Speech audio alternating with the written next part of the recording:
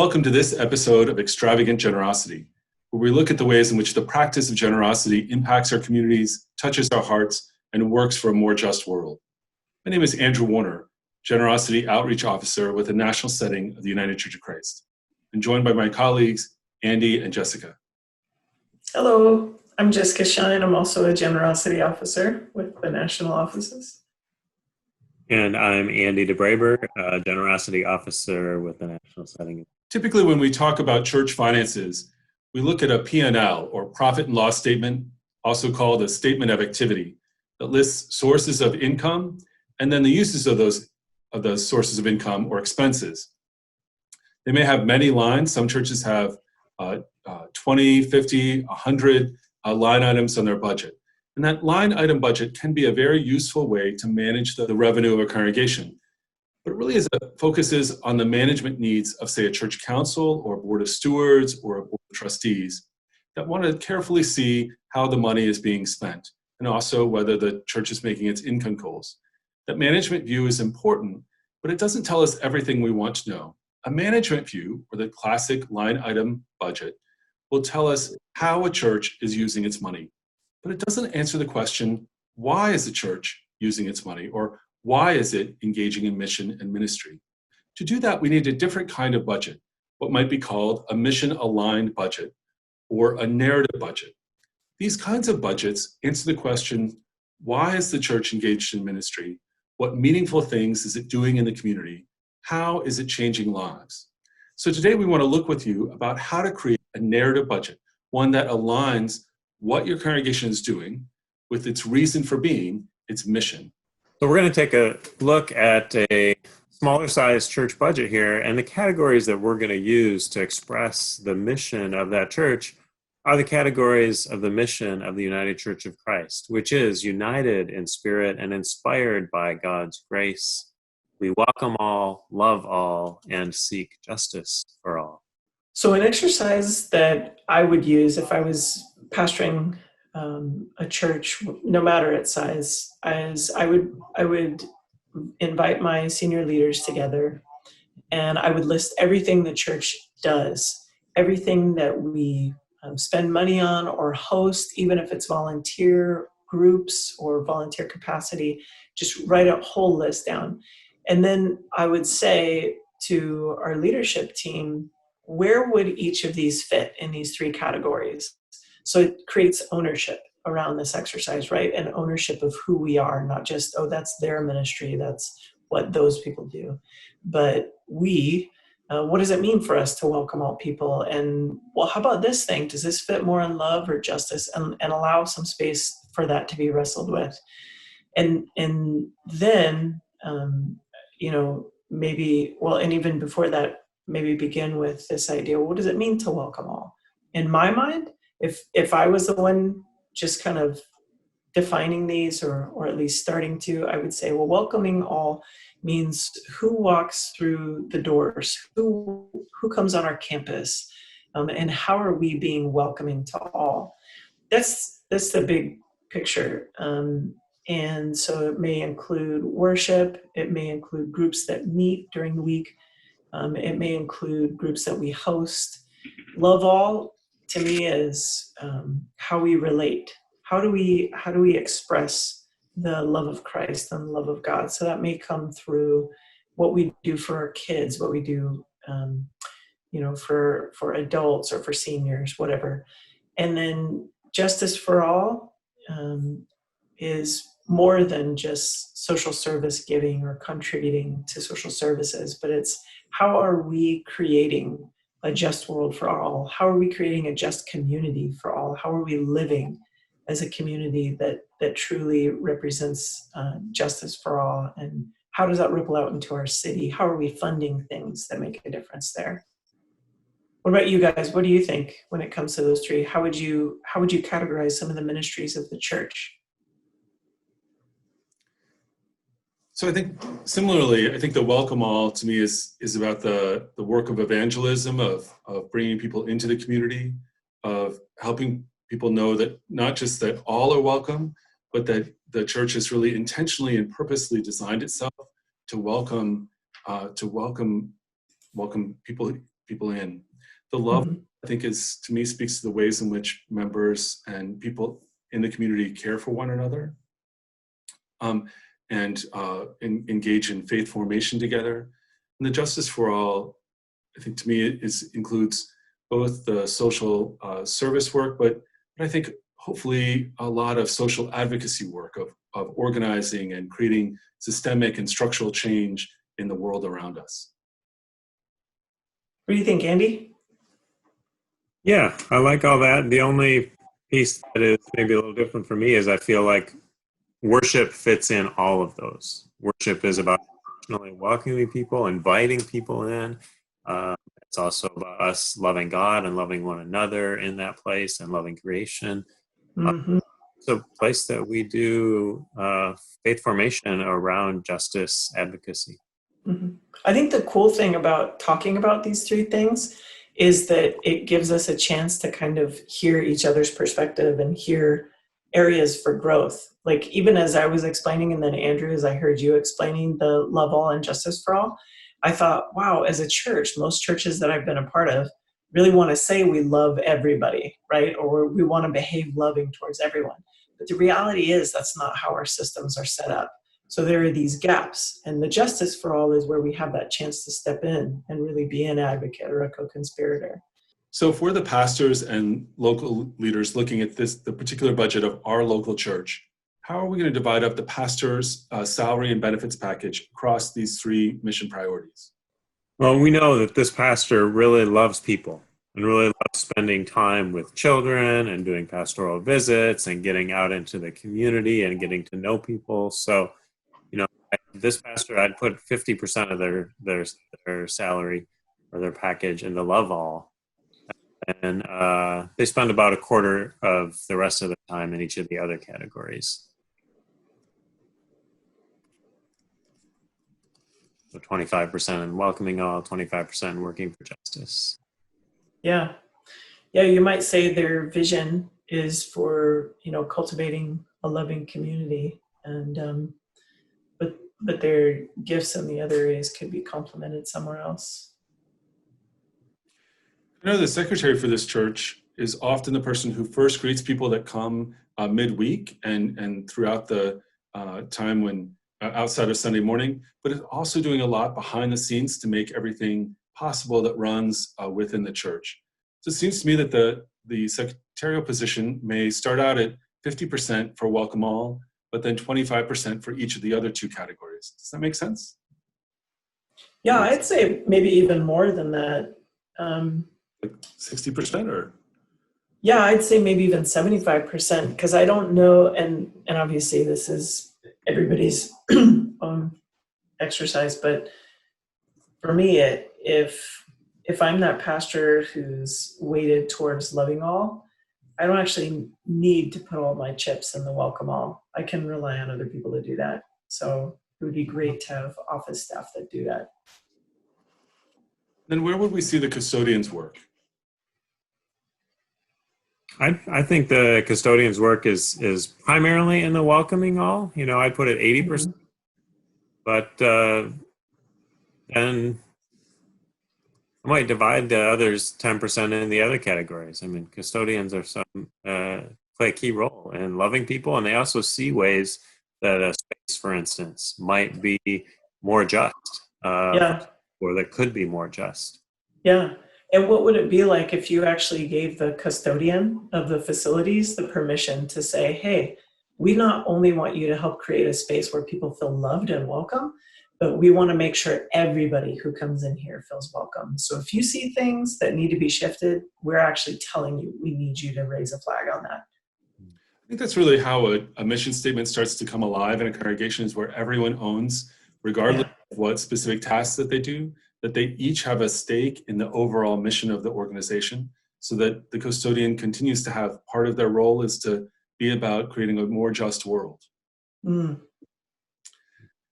The honorariums in this congregation are primarily supplementing what goes on in worship in terms of guest preachers and guest musicians.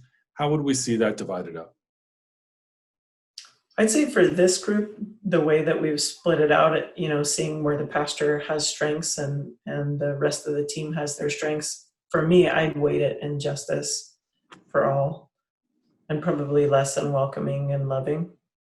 Really, that's often what happens with guest preachers, right? If the pastor Mhm. one skill set and bringing one kind of message from the gospel forward, the pastor might then reach out to invite guest preachers who could give an alternative set of ideas and vision for the congregation, kind of round out the gospel Mhm. message. The other staff are primarily providing support for childcare during worship services and helping with hospitality at church events. And probably makes sense to split them between welcome and love then. Mm-hmm.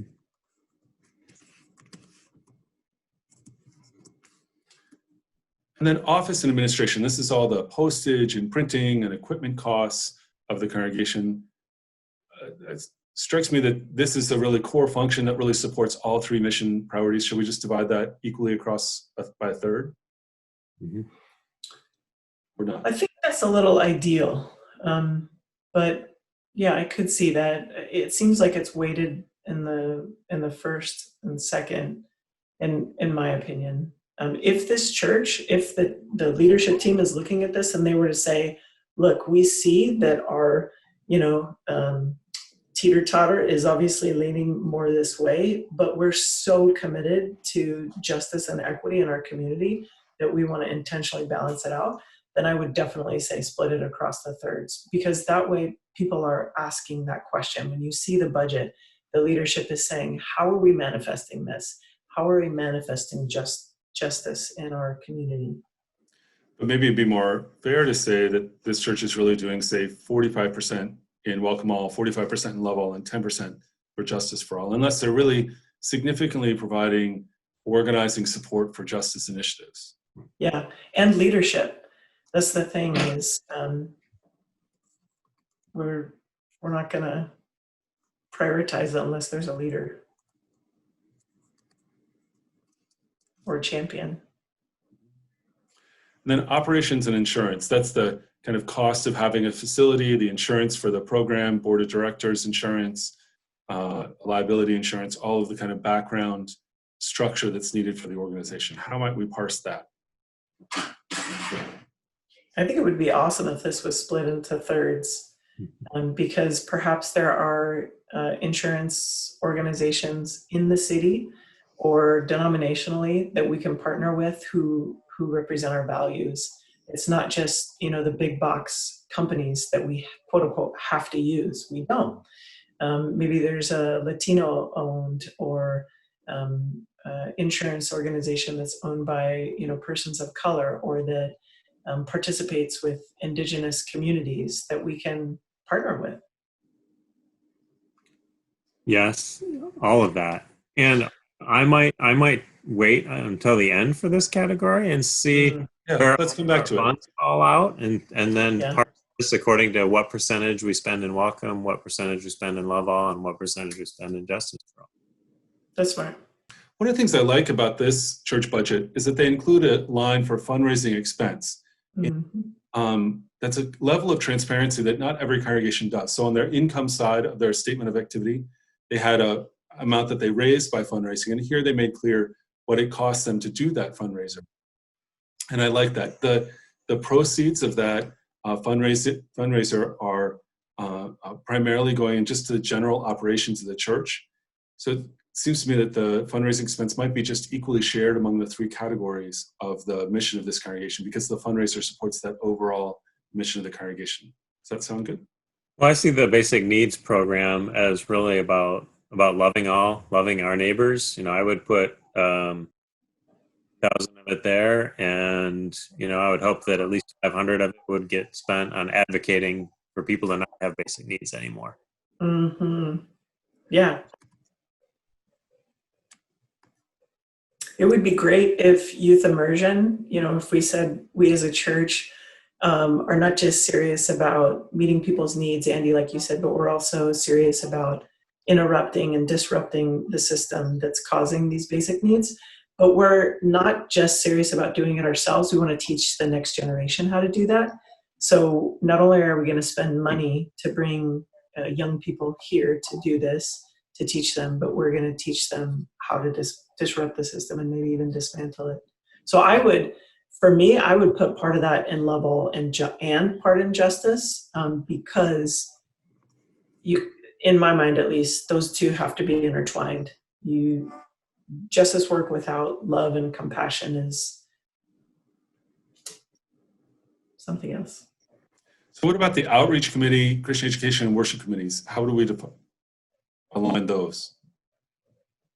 Outreach feels like if this is outreach to invite people to join this community and be a part of this faith gathering, that feels definitely like me a combination of welcome and love.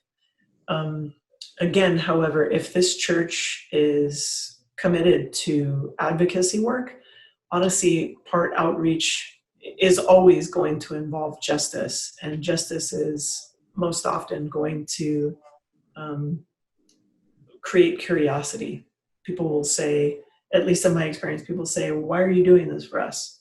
And it's not about evangelism. It's not, oh, so you can come to our church so you get baptized. It creates a curiosity, and most often people want to come and check out what we're doing and be a part of it. So I would say split it up between welcome and love all, and maybe some injustice. We're going to say that this church does all three equally. What about Christian education? I think the majority of that would go into love all. I'd put probably 1,500 in there, and then maybe 250 in each of the other categories. One is kind of an outreach to get people into spiritual formation programs, and then the other is really having an emphasis in our Christian education on justice for all. Yeah. Since when it comes to worship is that division would follow really what the pastor's doing, if we're being honest, that because the so sets the tone for what worship is. And so with a pastor that's primarily embracing a love all, to their work, that the worship committee expenses really align that same way. The beauty of this is it's a year. It's a fiscal year, right?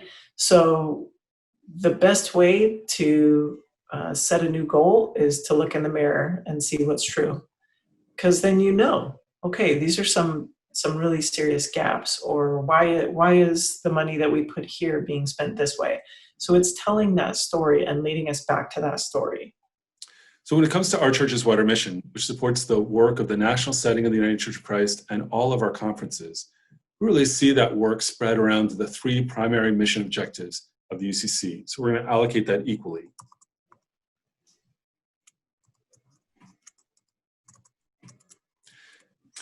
Earlier, we discussed waiting on our operations and insurance line until we could figure out where our priorities were.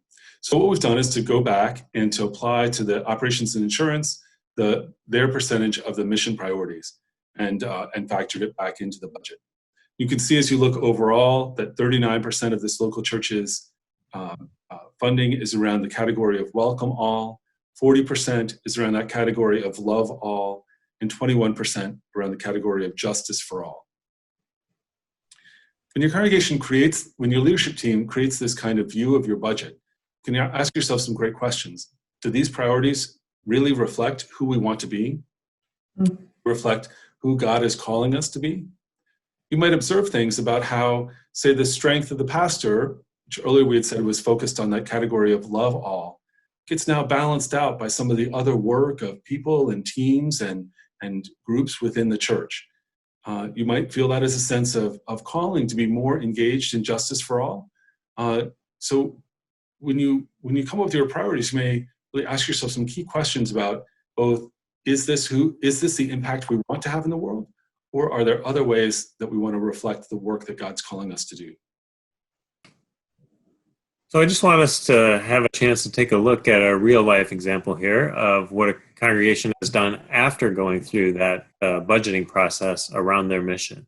So this is Peace United Church of Christ in Duluth, Minnesota, and their mission is praising God, living the way of Jesus, building the beloved community. So they have taken their budget. Down here, their full budget, and divided into 4 categories. So the 3 categories of their mission: praising God, living the way of Jesus, building the beloved community. And then they've separated out their administrative costs into a 4th category, which is fairly common as well. You can either separate it out or, like we did, go and split it according to the other categories. So then they have a narrative around praising God and all the things they do there with some great pictures. And then they pull out that number, the 113,500, 24% of their budget, and list all the different ways that they praise God throughout the year. Then they do the same with living the way of Jesus, a narrative, a story around how they live that way, and some pictures that tell that story, and the same thing, a listing out of many of the ways that they live the way of Jesus in their community. Same with building the beloved community. And then finally, they talk about the importance of administration to support it all. And pictures, and again, break out the budget. So that's one brief example of how you might put this into a report that will tell the story of your budget to your church around its mission impact. So the bottom line when you're considering the narrative budget is, what kind of story do you want to be telling? And what story are you telling right now? Reflected in how you're spending your money and what it is that you as a church body are prioritizing. And what do you want to be known for? What's the story that you as a faith community want to be known for? And how will you tell that story going forward? Those are some helpful questions to consider as you're working through this process.